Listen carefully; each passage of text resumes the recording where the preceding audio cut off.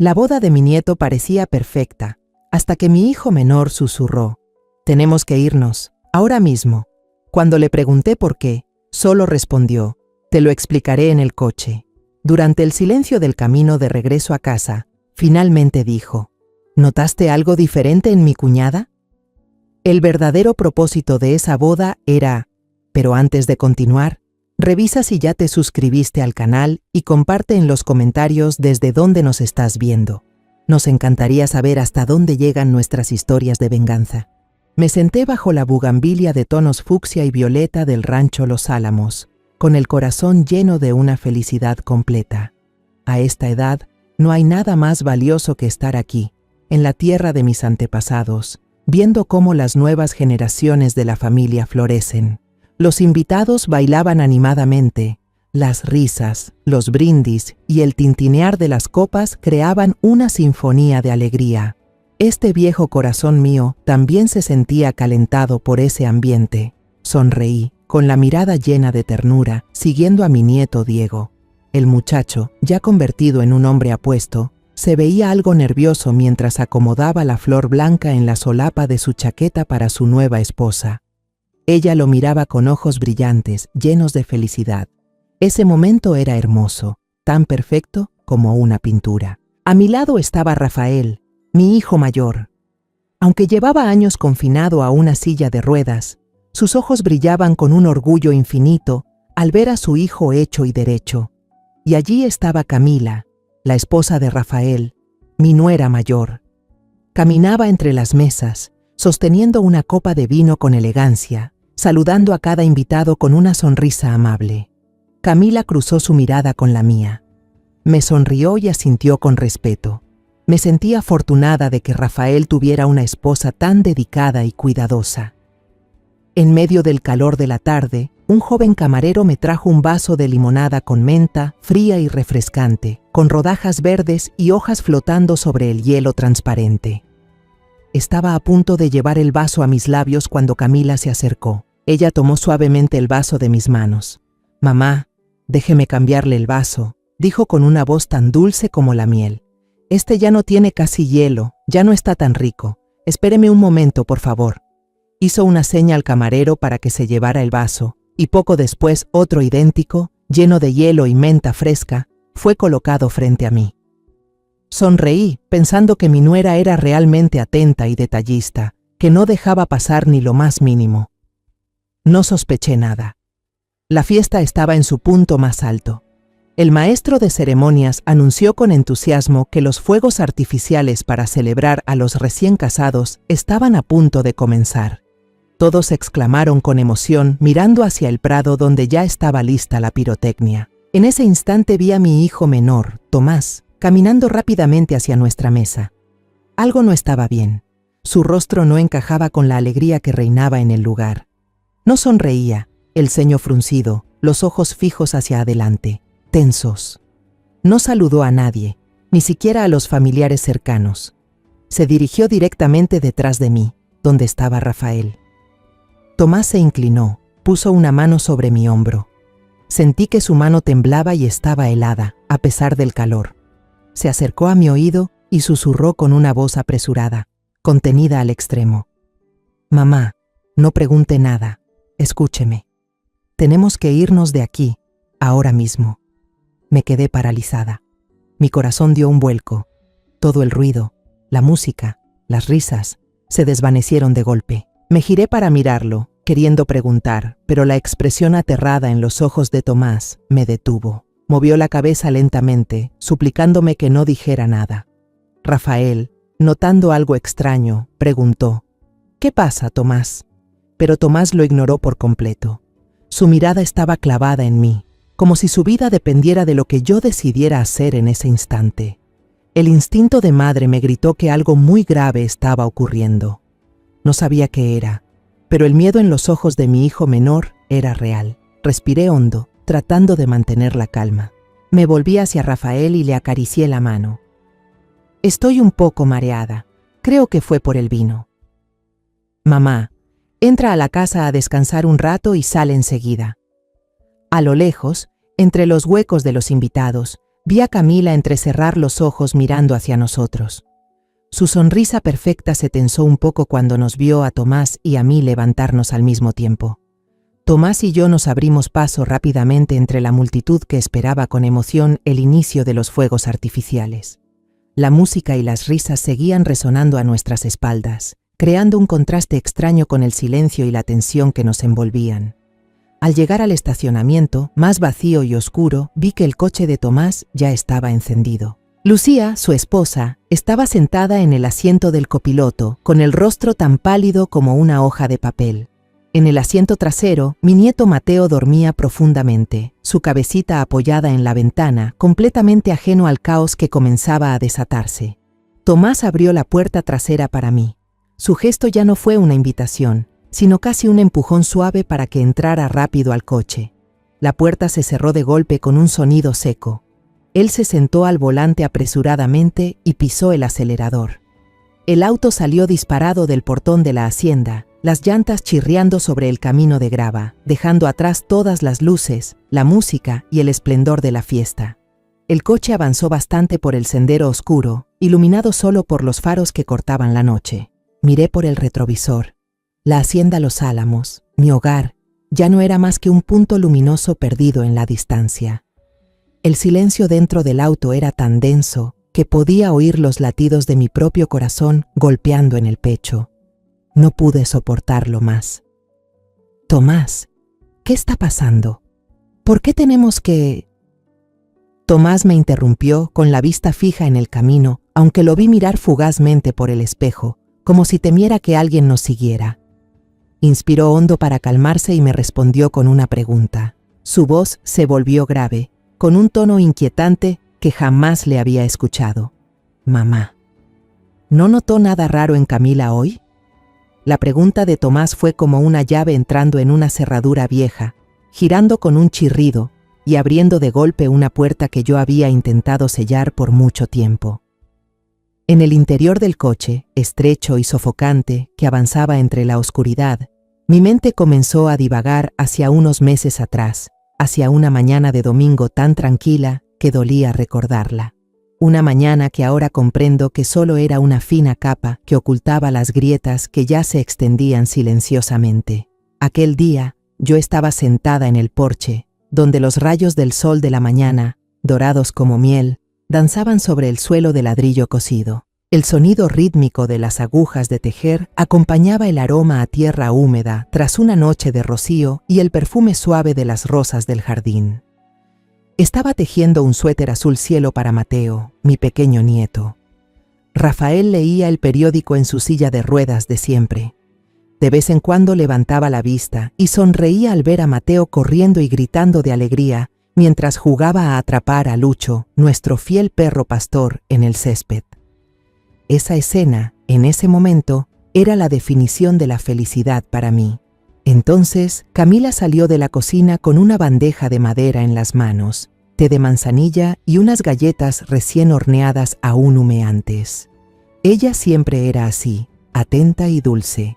Dejó una taza humeante junto a mí y me dijo con voz suave: «Mamá, tómelo, le hará bien. No teja tanto, le va a cansar la vista». Luego se volvió hacia Rafael. Partió con cuidado un trozo de galleta y se lo llevó a la boca con ternura. Al ver unas migas en la comisura de los labios de Rafael, sonrió y se las limpió con un pañuelo con un gesto lleno de cariño, como si cuidara de un niño. Esa imagen me llenó de calidez y gratitud. En silencio, di gracias a Dios por haberle dado a mi hijo, tan golpeado por la vida, una esposa tan dedicada, alguien capaz de sostener junto a él aquella gran hacienda.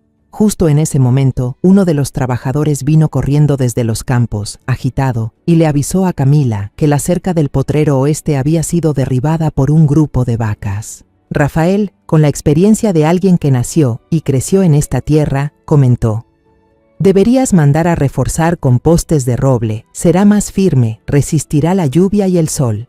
Camila interrumpió a su esposo, pero de una manera tan suave que nadie pudo percibirlo como una falta de respeto. «No te preocupes», dijo, con la mano aún apoyada en el hombro de Rafael. Ya mandé poner postes de acero desde la semana pasada. Son más duraderos y se instalan más rápido. Tú solo descansa, yo me encargo de todo. Luego se volvió hacia los trabajadores, con una voz firme y llena de autoridad, ordenándoles terminar el trabajo ese mismo día.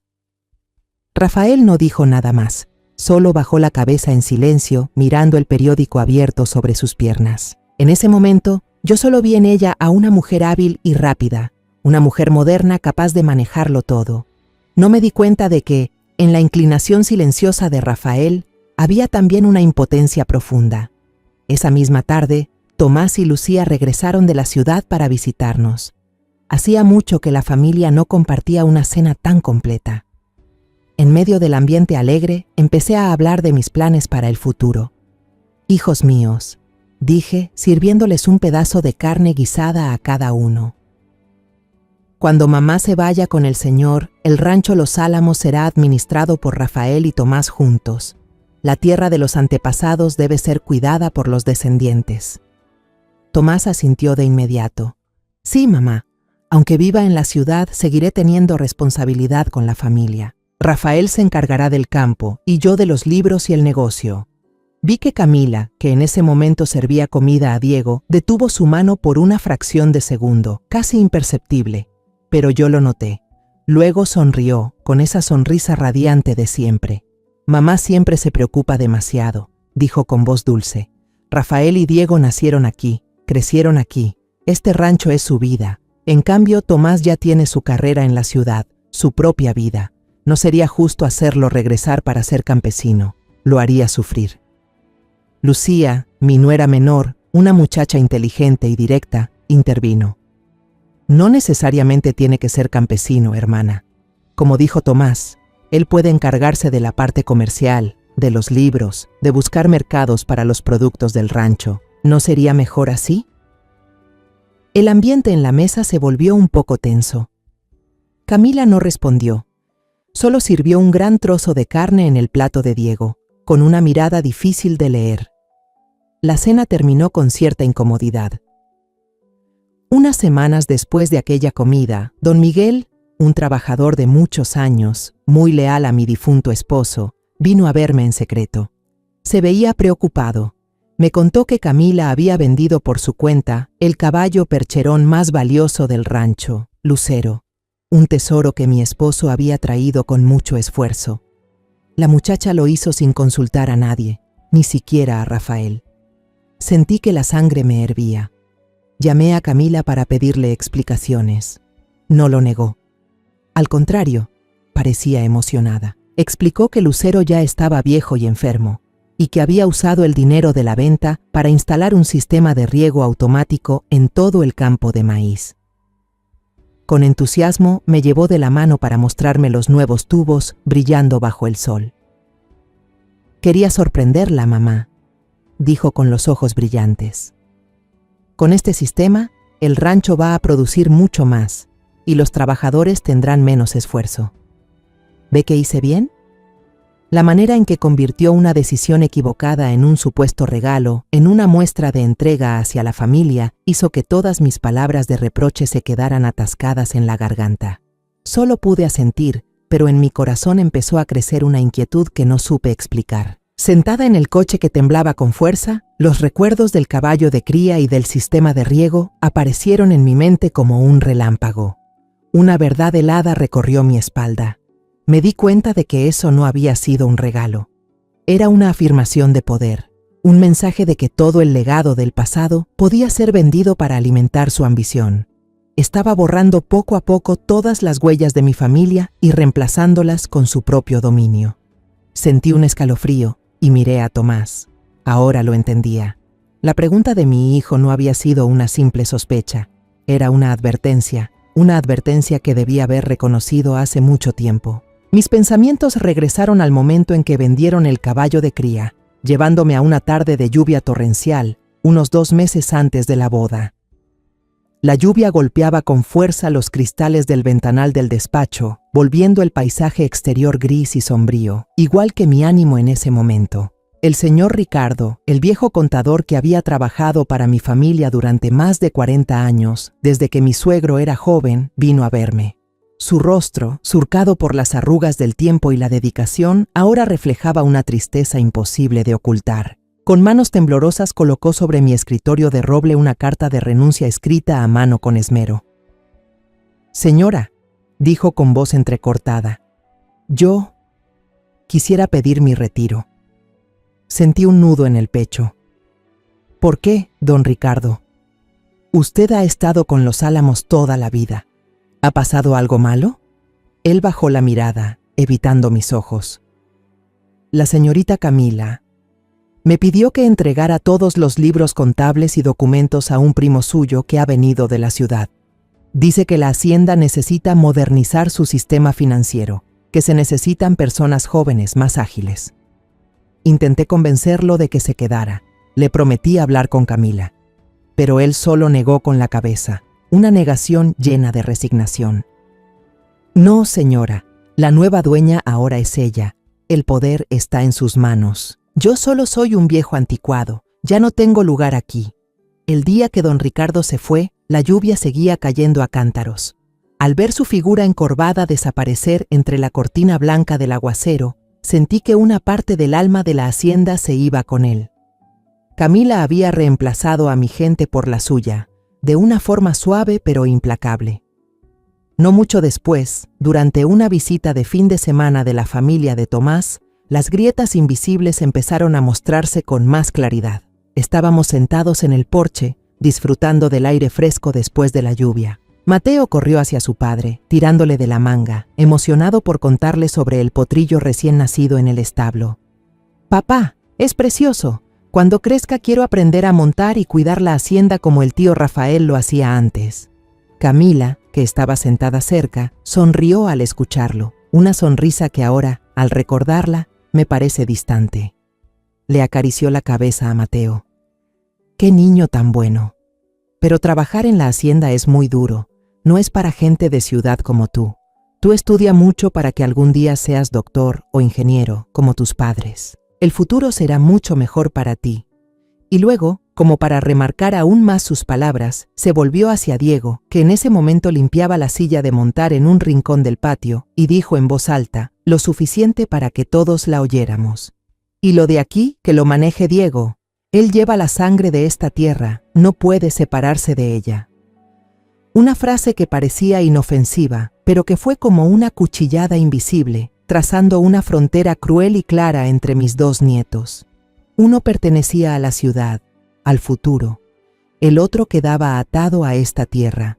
Tomás no dijo nada, pero vi cómo se le tensaba la mandíbula, las venas marcándose en su cuello.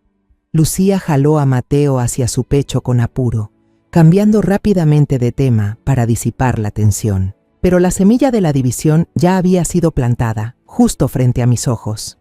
El punto máximo de mis sospechas llegó una noche, cuando bajé a la bodega de vinos para buscar una botella antigua con la que agasajar a un invitado importante de la familia. Nuestra bodega tenía un pasadizo secreto que conectaba con el almacén trasero, un diseño de la época del abuelo de mi esposo para facilitar el transporte. Al acercarme a la pesada puerta de madera que separaba ambas zonas, escuché voces provenientes del almacén. Reconocí enseguida la voz de Camila y la del nuevo mayordomo que ella había contratado para reemplazar al anterior. Mi instinto curioso despertó. Me escondí detrás de la puerta, pegué la oreja a la rendija e intenté escuchar. El mayordomo preguntó con tono servil: «Señora, el joven Tomás a veces viene por aquí. ¿No sabe si participa en los asuntos del rancho? Me da la impresión de que le interesa». Escuché la risa sarcástica de Camila, una risa fría, afilada como una navaja, una risa que jamás le había oído antes. Luego su voz se volvió dura, cada palabra salía nítida y cruel, clavándose directo en mi pecho. «Recuérdelo bien, este rancho, al igual que un reino, solo necesita un heredero. Los demás son una carga que debe ser eliminada». Mi corazón se detuvo. Todo mi cuerpo comenzó a temblar. Tuve que apoyarme en la pared de piedra helada de la bodega para no caer. ¿Una carga? ¿Mi hijo? ¿Mi nieto? ¿Una carga? El mayordomo murmuró: «Sí, entiendo, señora. Pero Camila no se detuvo. Y también la señora mayor, continuó, con una voz llena de poder y un desprecio que no intentó ocultar. Ya está vieja, siempre hablando de sentimientos, pero en realidad está senil. De ahora en adelante, todo aquí lo decido yo. No pierda el tiempo hablando con ella. Retrocedí en silencio entre las sombras, temblando, y volví a mi habitación. Ya no tomé la botella de vino. El amargor en mi garganta superaba al de cualquier vino. Esa noche, acostada en la cama, no pude dormir. Las palabras de Camila seguían repitiéndose en mi mente. Con las manos temblorosas, tomé el teléfono y marqué el número de Tomás. Después de unos tonos, mi hijo contestó. Escuché su voz alegre. «Mamá, ¿por qué llamas a esta hora?» «Estoy jugando a las escondidas con Mateo. ¿Pasa algo?» La risa cristalina de Mateo sonó en el auricular, pura y despreocupada. Al oírla, se me hizo un nudo en la garganta. Quise decirle todo, advertirle. Pero ¿cómo podía destruir esa paz? ¿Cómo podía decirle que su cuñada, a quien tanto respetaba, lo veía como una carga que debía eliminarse? Al final, solo logré decir, con la voz quebrada, «No, no pasa nada, hijo. Solo quería escuchar sus voces. Cuando tengas tiempo, ven a visitarme». Colgué antes de que Tomás notara el temblor en mi voz. Elegí el silencio, tratando de convencerme de que quizá había escuchado mal, que Camila solo había hablado sin pensar. Y ahora, en este coche que corre desenfrenado por la noche, sé que ese silencio fue mortal. Mi silencio alimentó el mal, le dio tiempo para crecer, hasta convertirse hoy en una conspiración aterradora. El chirrido de los neumáticos sobre la grava cortó mi flujo de pensamientos culpables. Tomás detuvo el coche en un camino solitario, bajo la sombra espesa de un viejo roble. Apagó el motor. El silencio repentino nos envolvió, más inquietante que el rugido del motor. Solo se oían las respiraciones agitadas y el canto lejano de los insectos. A la luz azulada que emanaba del tablero, vi el rostro de Tomás endurecido, lleno de preocupación y furia. Se volvió hacia mí. Lucía también giró, buscando mi mano. La suya estaba fría y sudorosa.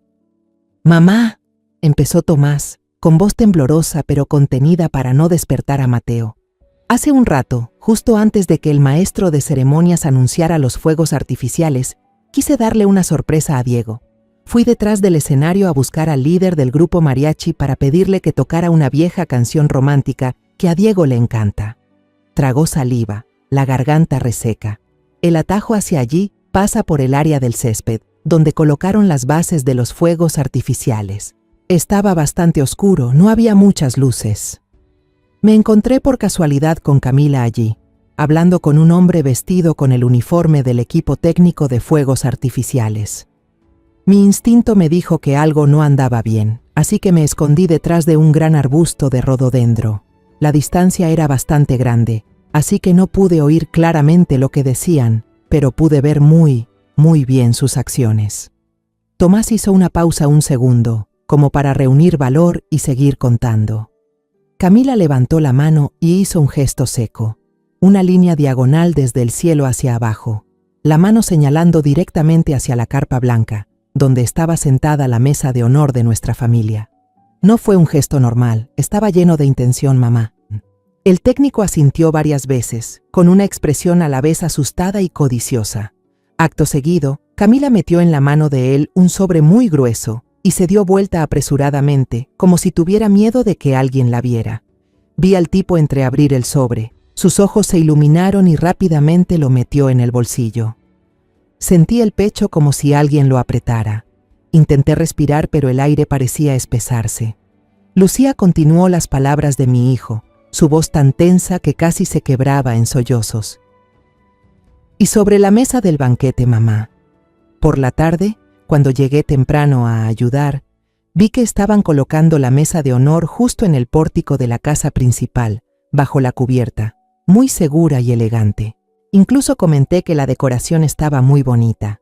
Pero como una hora antes de que empezara la fiesta, fue la misma Camila quien pidió al equipo de servicio que trasladaran toda la mesa de nuestra familia afuera, pegada al césped. Me pareció raro y pregunté por qué la movían allí.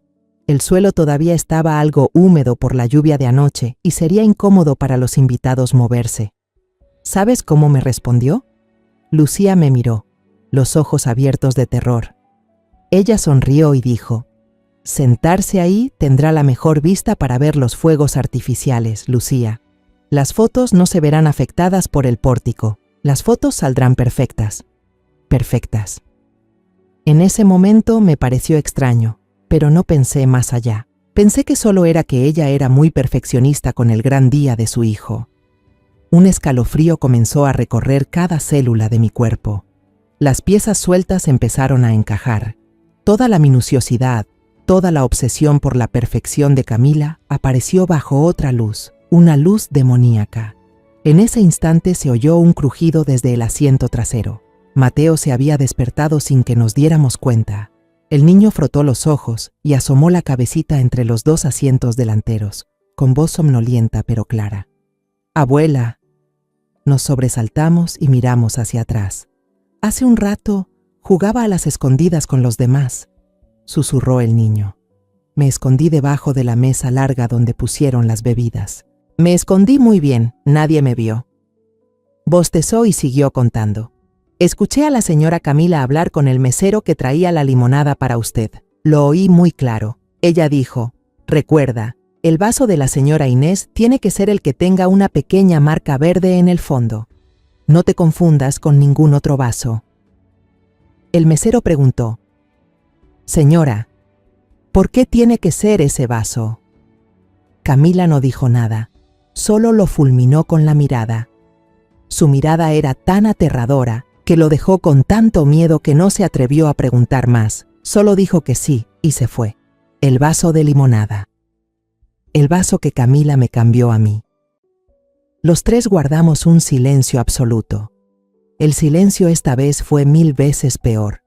El aire del auto parecía haberse agotado. Todo se mostró con una nitidez cruel, cortante como una cuchilla recién afilada. Mover la mesa de toda la familia a un lugar peligroso, justo en la línea de fuego de la batería de fuegos artificiales. Sobornar al técnico para que intencionalmente ajustara la dirección de disparo de un cohete defectuoso. Y para asegurarlo aún más, preparar un vaso de agua envenenada, un vaso cuidadosamente marcado para garantizar que llegara a manos de la víctima correcta. Eso no era un plan. Eran 3 planes de respaldo entrelazados de forma cruel. Aunque un plan fallara, siempre había otro. Aunque lograra sobrevivir a la explosión, no escaparía del vaso de limonada con menta tan atento. El objetivo final era solo uno.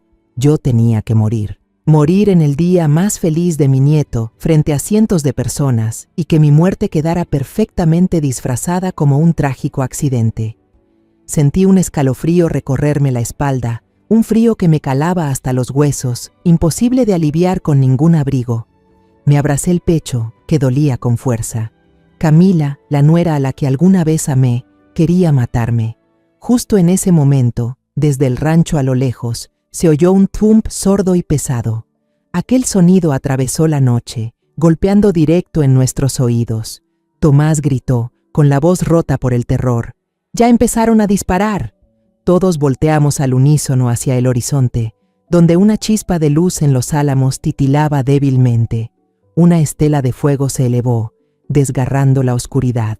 La primera luz ascendió, pero no se disparó recta al cielo para estallar en una flor brillante como debía.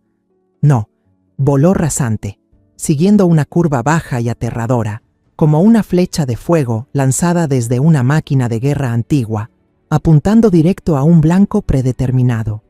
Sentí que el corazón se me caía al abismo. Tomás lanzó un grito y encendió el motor. «Tenemos que irnos más lejos», dijo entre dientes, con las manos aferradas al volante. Pero fue inútil. Ninguno de nosotros podía apartar la mirada del espectáculo aterrador que ocurría detrás. Estábamos hipnotizados por la pesadilla de la que acabábamos de escapar. Tras la primera luz, 3 o 4 más se dispararon al mismo tiempo. Ya no seguían ningún orden. Se esparcían como un ramo de flores mortales, volando enloquecidas hacia el rancho. Algunas explotaban antes de tiempo, dejando oír un chisporroteo espantoso en el aire. Otras caían directo, trayendo consigo muerte y destrucción. Escuché a Mateo llorar desconsolado, un llanto que me partió el alma. Lucía lo abrazó con fuerza, hundiéndole la cara en su pecho para que no viera más. Y entonces, una explosión ensordecedora estalló, opacando todos los demás sonidos. No se parecía a ningún fuego artificial que hubiera escuchado en mi vida. Era un estruendo grave, poderoso, que hizo vibrar nuestro coche y estremecer la tierra bajo nosotros. Justo en el lugar de la carpa blanca donde habíamos estado sentados, donde estaba la mesa de honor, una inmensa llamarada naranja y roja se alzó en un parpadeo. Lo devoró todo. La lona, aquel material inofensivo, prendió fuego de inmediato. Las llamas se propagaban con una rapidez antinatural, como si alguien hubiera rociado cada fibra con combustible. Pude imaginar los listones de seda, los arreglos de flores de papel que yo misma había elegido, convirtiéndose ahora en alimento para el fuego que avanzaba sin piedad. Desde esa distancia, a través de la noche quieta, aún podíamos escuchar los gritos desesperados y caóticos de cientos de personas. La música alegre del mariachi había cesado hacía rato, reemplazada por una sinfonía de horror, gritos, sollozos, objetos cayendo, pasos que se atropellaban buscando escapar. Una columna de humo negro, espeso como alquitrán, se elevaba cubriendo las estrellas. El olor acre de la lona quemada, de la comida chamuscada por segunda vez, y tal vez de algo aún más terrible, llegó hasta nosotros, se metió por la nariz y los pulmones, provocándome náusea. Me tapé la boca, intentando ahogar un grito, pero no pude pronunciar palabra. Todo mi cuerpo se paralizó. La imagen de Rafael, inmóvil en su silla de ruedas frente a la mesa de honor, la de Diego y la novia tomados de la mano con felicidad, todas se sucedían en mi mente, una tras otra. Si Tomás no hubiera llegado a tiempo, si no hubiéramos salido de allí, no me atrevo a pensar más. Esa idea es aún más aterradora que el fuego frente a nosotros. ¡Bang! La mano de Tomás golpeó con fuerza el volante. El coche tembló. Apretaba los dientes con rabia, los ojos enrojecidos, llenos de venas, fijos en las llamas a través del espejo retrovisor. «¡Maldita bruja!», gritó entre dientes, una maldición llena de odio y dolor. Lucía, con un brazo todavía abrazando a Mateo, que sollozaba, sacó el teléfono con la otra mano temblorosa. Tartamudeaba, con los labios amoratados por el miedo. «¡Ay! Hay que llamar a los bomberos, a una ambulancia».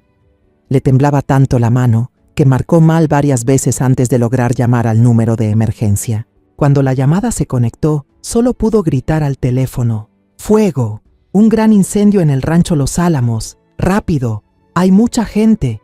Yo solo podía aferrarme con fuerza al asiento, con el pecho apretado como si una mano de hierro me estuviera estrangulando. Todas las oraciones parecían inútiles ante esa escena. Solo podía repetir en mi cabeza, una y otra vez, como un rezo desesperado: «Dios mío, por favor, sálvalos, sálvalos a los inocentes». A lo lejos, en la carretera principal, empecé a ver las luces rojas y azules de los camiones de bomberos y de los coches de policía parpadeando. Las sirenas rompían la noche y se acercaban cada vez más, corriendo hacia mi rancho. Tomás dio la vuelta y condujo en dirección contraria, adentrándose más en la oscuridad, alejándose del lugar donde reinaba la luz del pecado. Habló con la voz ronca, quebrada por los gritos y la rabia. «No podemos volver allí ahora. La policía cerrará el lugar. Y lo más importante, ella no nos dejará en paz si sabe que escapamos».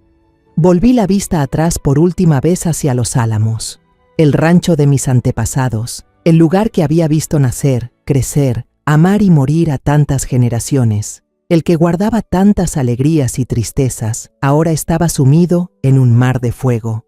Las llamas salvajes danzaban en el cielo nocturno, iluminando los árboles y creando una escena tan fantasmal como trágica.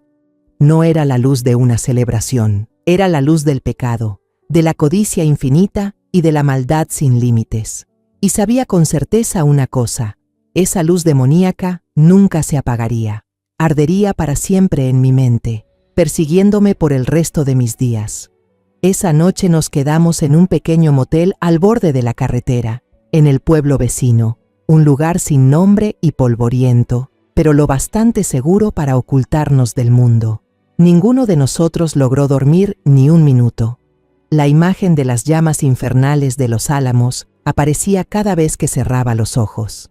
Mateo, de vez en cuando, se estremecía y murmuraba entre sueños. Lucía pasó la noche en vela, tratando de calmarlo. Y Tomás, él solo se quedó en silencio junto a la ventana, mirando hacia la oscuridad vacía, con la mandíbula apretada. Al amanecer, cuando los primeros rayos de sol se filtraron por la rendija de la puerta, Tomás salió a conducir. Dijo que necesitaba averiguar qué había pasado. 1 hora después, regresó. Su rostro estaba demacrado, agotado por la noche sin dormir, pero sus ojos ya no mostraban el pánico absoluto de antes. En su lugar había un leve alivio. Se sentó en el borde de la cama y tomó mi mano. «Mamá, acabo de ir al hospital del pueblo y averigüé algo». Respiró hondo. No hubo muertos. Dios nos protegió. Todos lograron escapar a tiempo. Contuve el aliento. Rafael solo tiene quemaduras leves en las manos por intentar empujar la silla de ruedas fuera del fuego. Diego y la novia están completamente a salvo. Algunos invitados resultaron heridos por los empujones, pero nada grave. Al oír eso, la fuerza que me había sostenido toda la noche se desvaneció de golpe. Lloré, pero esta vez no eran lágrimas de miedo ni de ira, sino lágrimas de alivio infinito. Dios había tenido piedad. El plan de esa maldita, aunque cruel, no se cumplió por completo. Después de calmarnos, decidimos que teníamos que volver. Huir no era la solución. Teníamos que regresar y enfrentarlo, mirar a los ojos a quien había cometido el crimen. El coche pasó por el portón de hierro familiar de Los Álamos. Una escena devastadora apareció ante nosotros. El césped, que antes era un manto verde, ahora era solo un terreno negro y quemado. La elegante carpa blanca del banquete solo conservaba su armazón metálica, torcida y derretida por el calor, como el esqueleto de un monstruo prehistórico. El aire estaba saturado del olor penetrante del plástico y la tela quemada, un hedor que se pegaba a la ropa, al cabello, a cada respiración. Algunos policías todavía se movían por la zona acordonada, tomando medidas y anotaciones, y allí estaba Camila, en el porche, hablando con un oficial. Se veía miserable. Su cabello, siempre recogido con cuidado, estaba revuelto. El vestido de gala de la noche anterior había sido reemplazado por ropa sencilla. Su rostro pálido y cansado, los ojos hinchados y rojos, como si hubiera llorado toda la noche. Estaba actuando, interpretando a la perfección el papel de una víctima dolida. Al ver nuestro coche, terminó apresuradamente la conversación. Agradeció al oficial y corrió hacia nosotros, con una expresión de angustia. Apenas bajé del coche, Camila se lanzó sobre mí y me abrazó. «Mamá, qué alegría. Gracias a Dios, ¿estás bien?» Su voz temblaba, los hombros sacudidos por los sollozos en mis brazos. «Anoche te busqué por todas partes. Pensé que algo horrible te había pasado. Estaba aterrada, mamá». Me quedé inmóvil, como una estatua de piedra, incapaz de devolverle el abrazo falso. Sentí el cuerpo erizarse, rechazando cada toque suyo. Detrás de mí, Tomás y Lucía guardaban silencio, pero podía sentir sus miradas frías como el hielo clavadas en Camila. Al notar mi falta de respuesta, ella me soltó. Tomó mis manos y me miró con ojos llorosos llenos de aparente preocupación. «¿Dónde estuviste toda la noche, mamá? ¿Sabes lo terrible que fue todo aquí? Menos mal que no estabas. Fue una bendición para la familia». Retiré mis manos y respondí con voz seca y distante. Estaba cansada, así que Tomás me llevó a descansar. Camila asintió rápidamente, fingiendo creerlo sin dudar. «Sí, claro, qué suerte. Qué bueno que la llevaste, Tomás». Se volvió hacia mi hijo, con un tono lleno de gratitud. «La policía dice que fue un fallo técnico. Un cohete defectuoso provocó el incendio.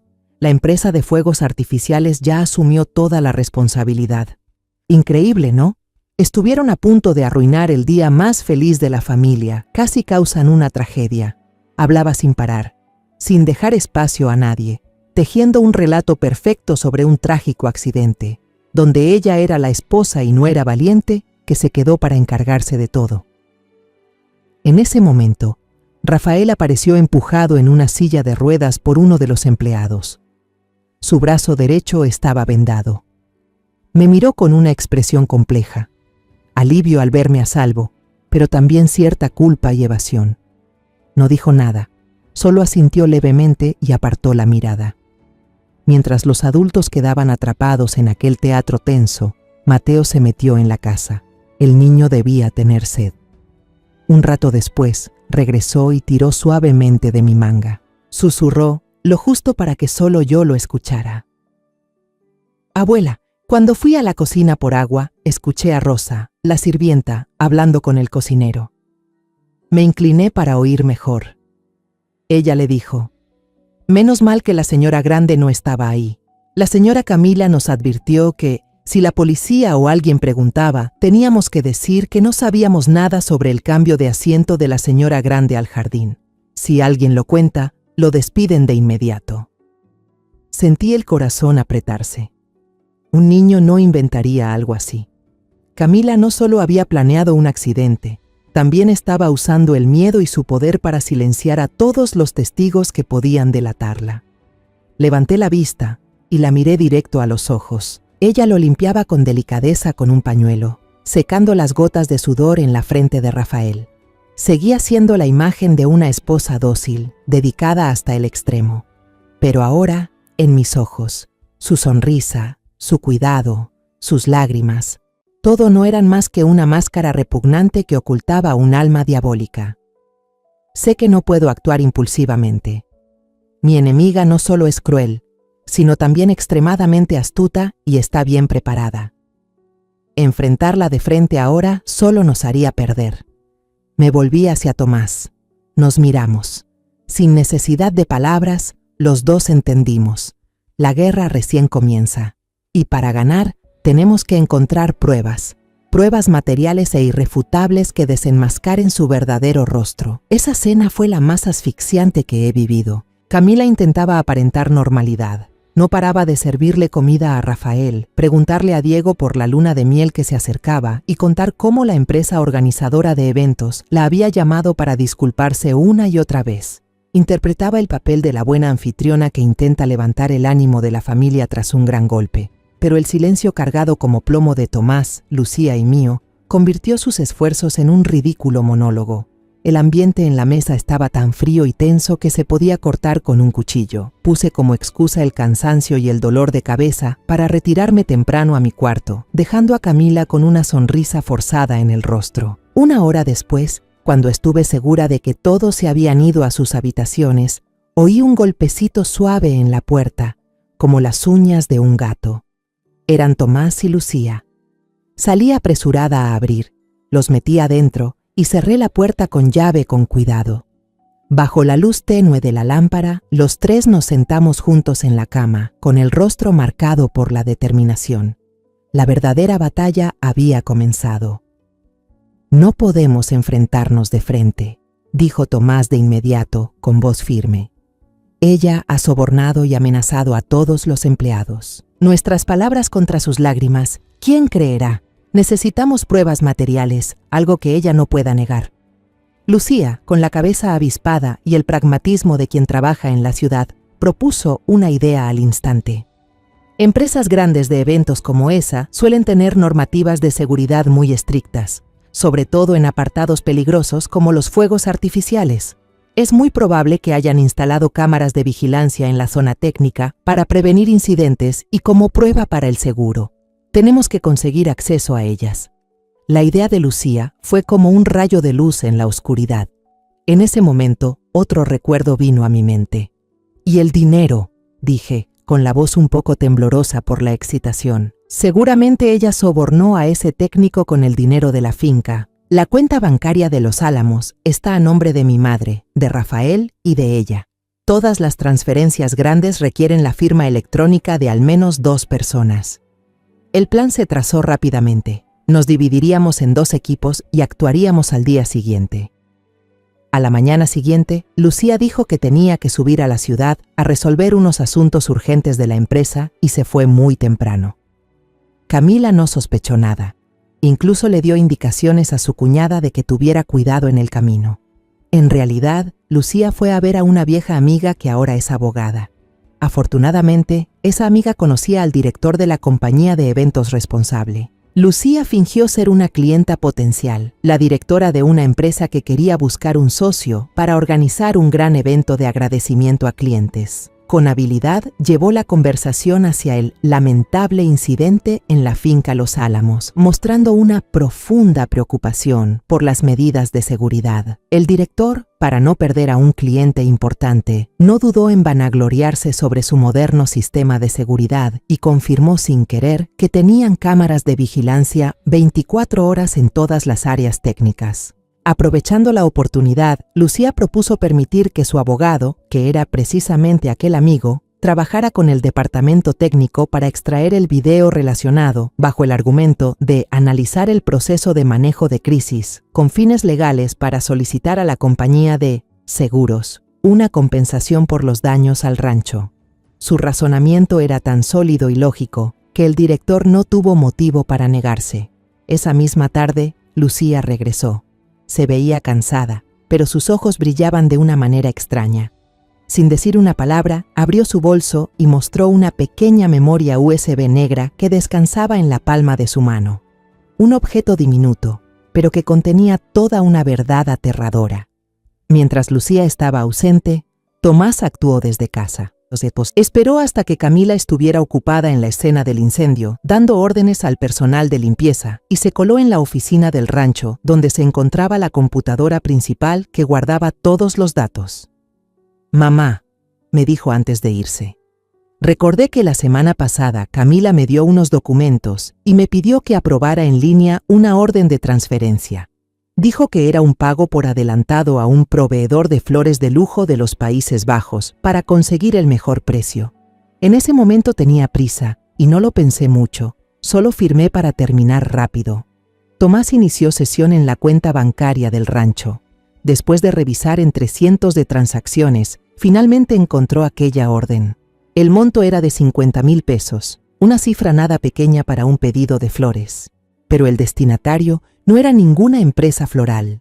El nombre que apareció en pantalla era Juan Carlos Ramírez. Tomás abrió inmediatamente el contrato de organización del evento. Su corazón pareció detenerse. Ese nombre coincidía exactamente con el del jefe técnico del equipo de fuegos artificiales. Sin dudarlo un segundo, Tomás imprimió el comprobante de la transacción, rodeó con un marcador rojo la línea de la transferencia fatal y la guardó cuidadosamente. Esa noche, los tres nos reunimos de nuevo en mi habitación. La puerta no solo estaba cerrada con llave, sino también trabada con una silla. Los tres corazones latían con fuerza. Tomás conectó la memoria USB a la laptop. Después de unos segundos, apareció un video borroso. El ángulo era desde arriba, la imagen en blanco y negro, granulada. Pero aunque la calidad no era buena, reconocimos de inmediato la figura de Camila con su vestido color verde esmeralda.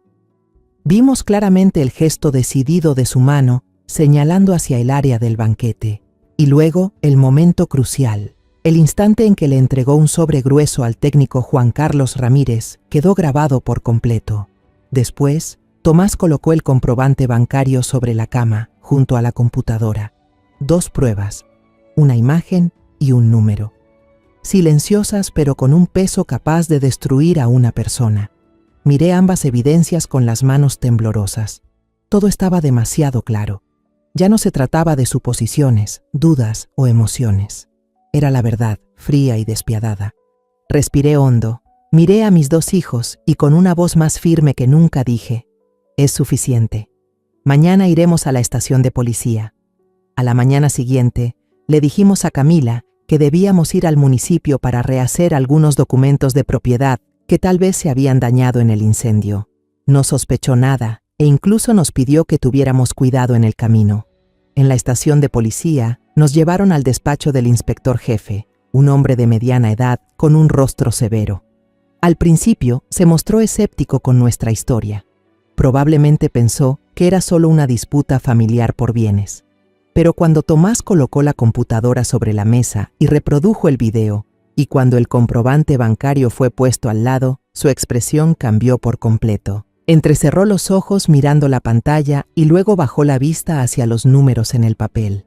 La seriedad se reflejaba en cada arruga de su rostro. Se levantó, empezó a caminar de un lado a otro de la habitación y luego se detuvo, diciendo con voz firme: «Esto ya no es un accidente. Es un intento de asesinato premeditado. Antes de irnos, hice una última petición, una que salió desde lo más profundo del corazón de una madre. Señor inspector, cuando destapen sus crímenes, por favor, permítame estar presente. Quiero ser yo quien la enfrente». El inspector jefe me miró durante un largo rato. Sus ojos dudaban ante mi última solicitud. Finalmente asintió, pero con una condición. Todo debía hacerse bajo su control estricto, sin que nadie actuara fuera de los límites. Acepté. No necesitaba violencia, solo necesitaba la verdad. Después de hablar con Tomás y Lucía, decidimos elegir un momento y un lugar que nadie pudiera imaginar. El domingo por la mañana, justo después de la misa en la pequeña iglesia del pueblo. Era un lugar sagrado, donde la gente iba a limpiar sus pecados. Yo quería que los crímenes de Camila fueran expuestos ante los ojos de Dios y de toda la comunidad, aquellos que alguna vez la admiraron y confiaron en ella. Los pecados cometidos en la oscuridad debían ser juzgados bajo la luz. Ese domingo por la mañana, el aire se sentía denso, cargado. Toda mi familia estaba presente en la iglesia, como era costumbre desde generaciones. Camila también estaba allí. Llevaba un vestido blanco elegante, el cabello recogido con esmero, lucía impecable, casi santa. Se arrodilló a rezar, las manos juntas, los labios murmurando, tan devota que daba escalofríos. ¿Por qué pedía perdón? ¿Por los pecados que había cometido o por ayuda divina para ocultarlos para siempre? Eché un vistazo hacia atrás y noté a 2 hombres desconocidos vestidos de civil sentados silenciosamente en la última fila. Sus ojos no estaban puestos en el sacerdote, sino discretamente en nosotros. Eran los policías. Todo estaba preparado. La misa terminó. El sacerdote dio la bendición final. El órgano sonó con una melodía suave. La gente empezó a levantarse, a despedirse, a charlar. Mi corazón latía con fuerza. Era el momento. Respiré hondo para reunir todo mi valor y hablé.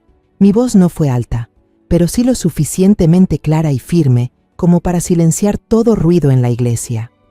Camila. El lugar se congeló. Todos se giraron a mirarnos. Camila volteó confundida, con los ojos muy abiertos, sin entender nada. Rafael, sentado a su lado en su silla de ruedas, me miró perplejo. Avancé lentamente hacia el frente, pasé por mi banco y quedé frente a mi nuera. Tomás y Lucía me siguieron, quedándose detrás de mí como 2 guardianes. Solo unos pasos nos separaban. La miré directo a los ojos y hablé con voz calmada, pero tan cortante como un cuchillo. Delante de Dios y de todos los presentes, quiero que respondas con la verdad por última vez. ¿El incendio en la boda fue realmente un accidente? El rostro de Camila se volvió pálido, pero siguió actuando su papel. Mamá, ¿por qué me pregunta eso aquí? Claro que fue un accidente. La policía ya lo confirmó.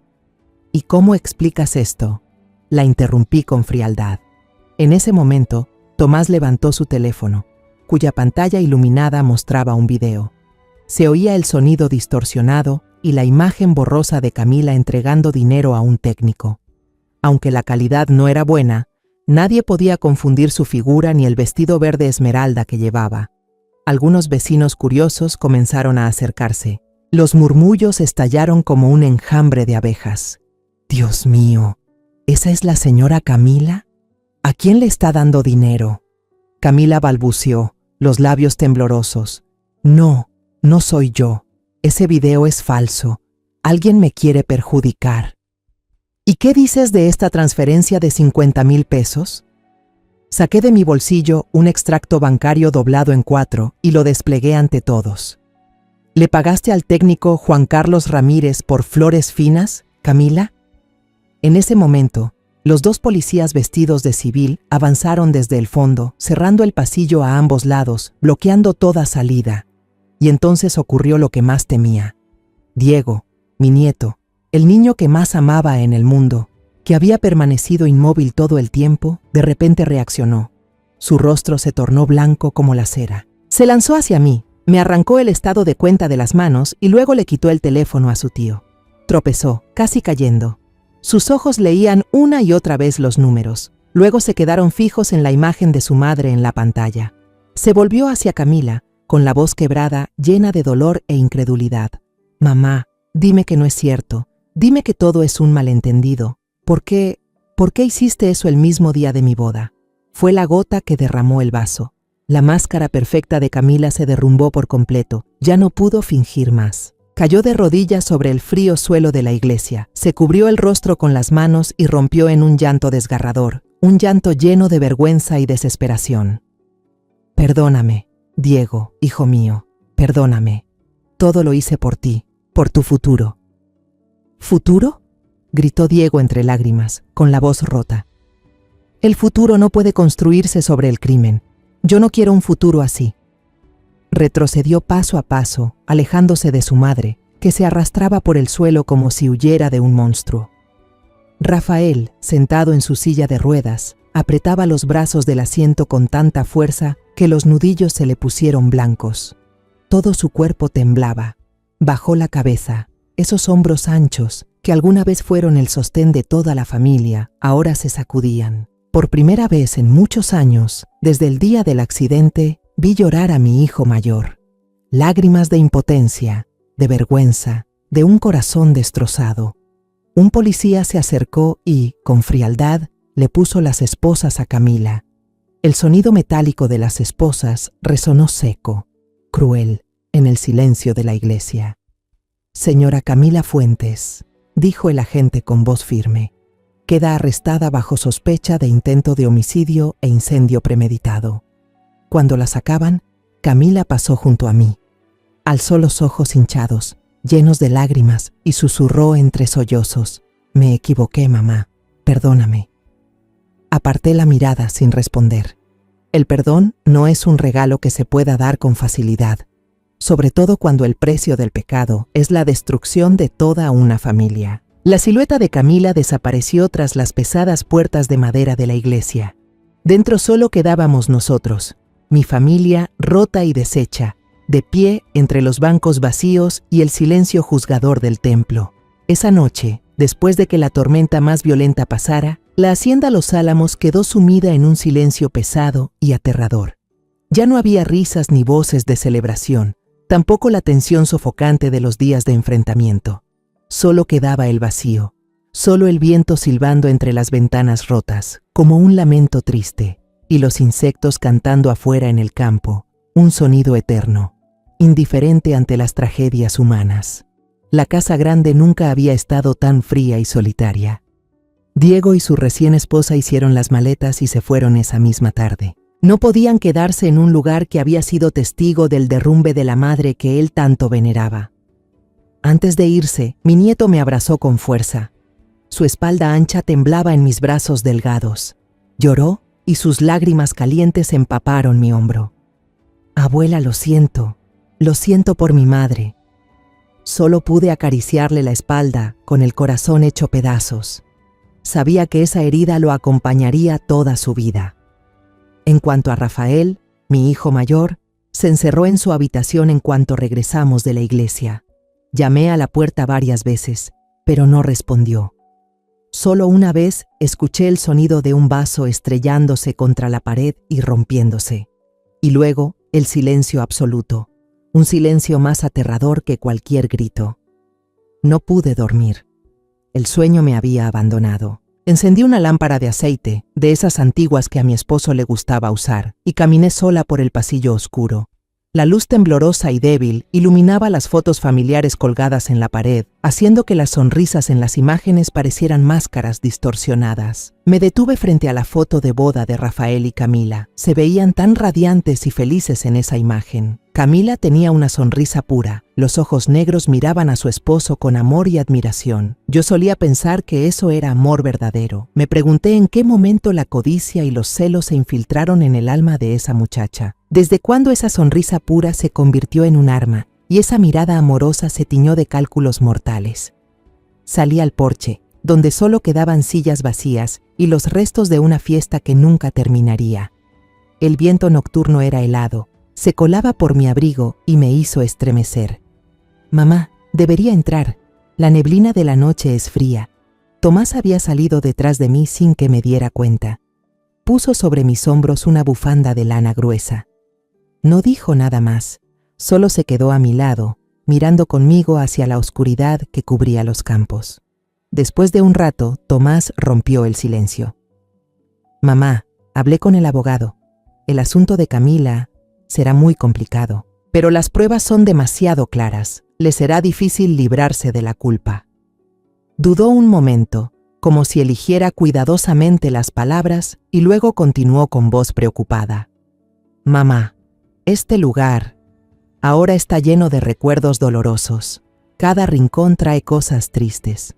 Tal vez tú y Rafael podrían vender el rancho y venir a vivir con nosotros a la ciudad. Podríamos empezar de nuevo, en otro sitio. Lo miré. Sabía que lo decía por amor, que se preocupaba por mí y por su hermano. La idea de irme, de venderlo todo para huir del pasado, también había cruzado por mi mente. Irme para olvidar la traición, el dolor, la ruina. Pero miré a lo lejos, los campos de maíz bañados por la luz plateada de la luna. Escuché el mugido suave del ganado en el establo, el susurro del viento entre los árboles conocidos. Esto no era solo tierra y casa, era el alma de mi familia, el legado que generaciones construyeron con sudor, lágrimas y sangre. Abandonarlo sería matarlo, arrancar nuestras raíces con mis propias manos. Negué con la cabeza. Puse mi mano callosa sobre la de mi hijo. Mi voz fue firme. No, Tomás, no me iré. El pecado ocurrió en esta tierra, pero esta tierra no tiene culpa. Nuestros antepasados vivieron y murieron aquí. No puedo ser yo quien termine con todo. Lo miré directo a los ojos. Me quedaré. Para cuidar de Rafael lo necesita más que nunca, para mantener viva la llama de los álamos y para rezar por todos nosotros. Tomás me miró con los ojos llenos de lágrimas. No dijo nada más. No intentó convencerme. Solo asintió y me abrazó fuerte. En ese abrazo supe que había entendido la decisión de su madre. Después de hablar con Tomás, sentí que tenía más valor. Fui a la cocina. Preparé con mis manos una tetera de té de jengibre caliente, la puse en una bandeja y la llevé hasta la puerta del cuarto de Rafael. Toqué de nuevo, esta vez con más suavidad. Rafael, soy mamá. ¿Me dejas entrar? Te traje té de jengibre. Dentro todo quedó en silencio por un largo rato. Pensé que no me respondería. Pero entonces escuché el sonido del cerrojo moviéndose pesadamente. La puerta se entreabrió. Rafael estaba en su silla de ruedas, en medio del cuarto desordenado, con los pedazos del vaso aún esparcidos en el suelo. Sus ojos estaban enrojecidos e hinchados. En un solo día, mi hijo parecía haber envejecido 10 años. No me miró, solo bajó la cabeza y murmuró con voz ronca. Perdóname, mamá, yo ya lo sé. Hace tiempo que lo sentía, pero no hice nada. Soy un cobarde. Dejé la bandeja de té sobre la mesa cercana, entré y me arrodillé junto a la silla de ruedas. Abracé las piernas inmóviles de mi hijo, las mismas que alguna vez recorrieron este rancho de punta a punta. Le dije, con la voz ahogada entre lágrimas, no fue tu culpa, Rafael. Tú también fuiste una víctima de la avaricia y la mentira. Ya todo pasó.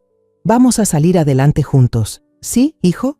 Al oírme, Rafael por fin no pudo contenerse más. Rompió en llanto. Un llanto entrecortado, como el de un niño herido. Apoyó la cabeza en mi hombro. Nos quedamos así, abrazados, llorando en aquella habitación silenciosa, dejando que las lágrimas se llevaran el dolor, la culpa y la vergüenza.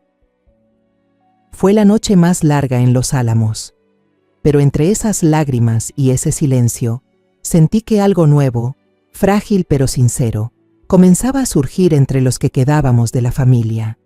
Habíamos perdido demasiado, pero aún nos teníamos los unos a los otros. El amanecer llegaría, trayendo consigo las cenizas del pasado y la esperanza del futuro. Y tendríamos que enfrentarlo juntos, aquí mismo. Pasaron los meses. El tiempo, como un río silencioso, empezó a suavizar las heridas abiertas, dejando cicatrices que, aunque nunca sanarían del todo, ya no dolían tanto. La vida en Los Álamos fue tomando un nuevo orden, uno más tranquilo y pausado. Las carcajadas fuertes se volvieron raras, sustituidas por sonrisas suaves y miradas de comprensión. Estábamos aprendiendo a vivir entre los restos. Camila fue condenada a muchos años de prisión por intento de asesinato y por provocar un incendio intencional. El día del juicio, ninguno de nosotros estuvo presente. No queríamos ver más juicios, ni remover el dolor. Elegimos dejar que el pasado descansara, aunque sabíamos que nunca desaparecería del todo. Tomás y Lucía traían a Mateo casi todos los fines de semana. La risa clara del niño era como agua fresca cayendo sobre nuestra tierra reseca. Rafael empezó a salir más de su habitación. Ya no se encerraba en la oscuridad.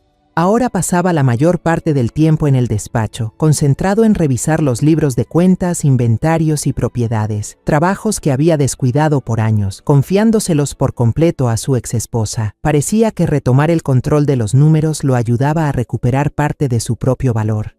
Diego a veces llamaba para preguntar por mí y por su padre. Su voz sonaba más firme y madura. Él y su esposa se habían mudado a otra ciudad para empezar una nueva vida, lejos de los chismes y las miradas curiosas.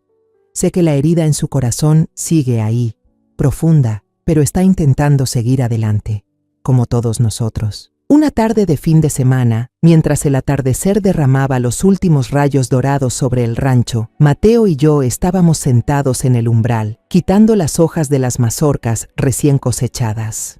Los dos trabajábamos en silencio, con solo el sonido seco del maíz y el canto de los pájaros en el jardín. De pronto, desde el pueblo lejano, comenzaron a escucharse chasquidos. Alguna fiesta se celebraba, y los primeros fuegos artificiales florecieron en el cielo azul violáceo. «Mira, abuela, los fuegos artificiales, ¡qué bonitos!», gritó Mateo, emocionado, dejando la mazorca a medio pelar. El niño señaló el cielo, y sus ojos oscuros brillaban reflejando las flores de fuego multicolores. Seguí su mirada.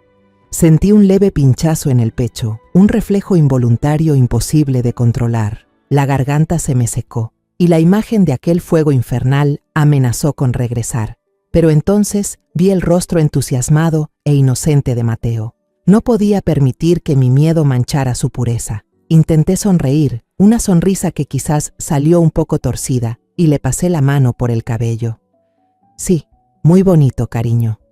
Las flores de fuego seguían estallando, una tras otra, pintando cuadros brillantes en el cielo. Mateo seguía mirando fascinado. De repente, se giró hacia mí. Sus ojos transparentes me miraron fijamente y me hizo una pregunta que me dejó helada. «Abuela, ¿por qué la señora Camila hizo eso? Papá Tomás dice que ella hizo algo muy malo». Permanecí en silencio un largo rato.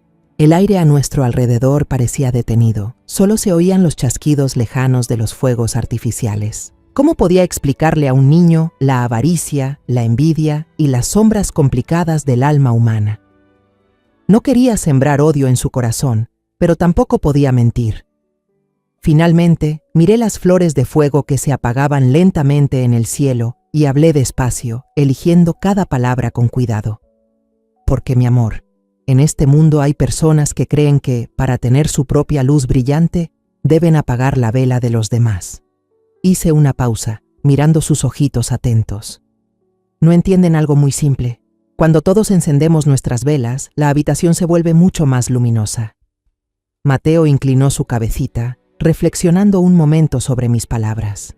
Luego apoyó su cabeza en mi hombro y susurró, con la pureza y sinceridad más absoluta: «A mí me gusta cuando la habitación está más luminosa». Sonreí, esta vez de verdad. Lo abracé con fuerza, respirando el aroma inocente de su cabello. Los fuegos artificiales seguían iluminando el cielo, bañando de luz los rostros de los dos. Me di cuenta de que aquella luz seguía siendo hermosa, deslumbrante, digna de admiración. Pero desde aquella noche fatídica, su significado para mí había cambiado para siempre. Ya no era solo símbolo de alegría, de fiesta y de unión.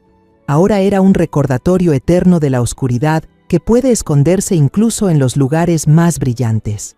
Era el despertar doloroso que mi familia pagó a un precio demasiado alto. Susurré para mí misma y para las almas que descansan en los álamos, cuando los últimos destellos se desvanecieron en la noche, devolviendo la calma al cielo.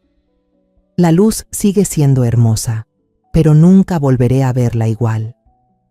La historia que acabas de escuchar ha cambiado de nombre y lugar para proteger la identidad de las personas involucradas. No contamos esto para juzgar, sino con la esperanza de que alguien escuche y se detenga a reflexionar. ¿Cuántas madres están sufriendo en silencio dentro de su propio hogar? Me pregunto sinceramente, si tú estuvieras en mi lugar, ¿qué harías? ¿Elegirías el silencio para mantener la paz o te atreverías a enfrentarlo todo para recuperar tu voz? Quiero saber tu opinión, porque cada historia puede convertirse en una vela que ilumine el camino de los demás. Dios siempre bendice, y estoy segura de que el valor nos llevará a días mejores. Ahora, en la pantalla final, dejaré 2 de las historias más queridas del canal. Estoy segura de que te sorprenderán. Gracias por quedarte conmigo hasta este momento.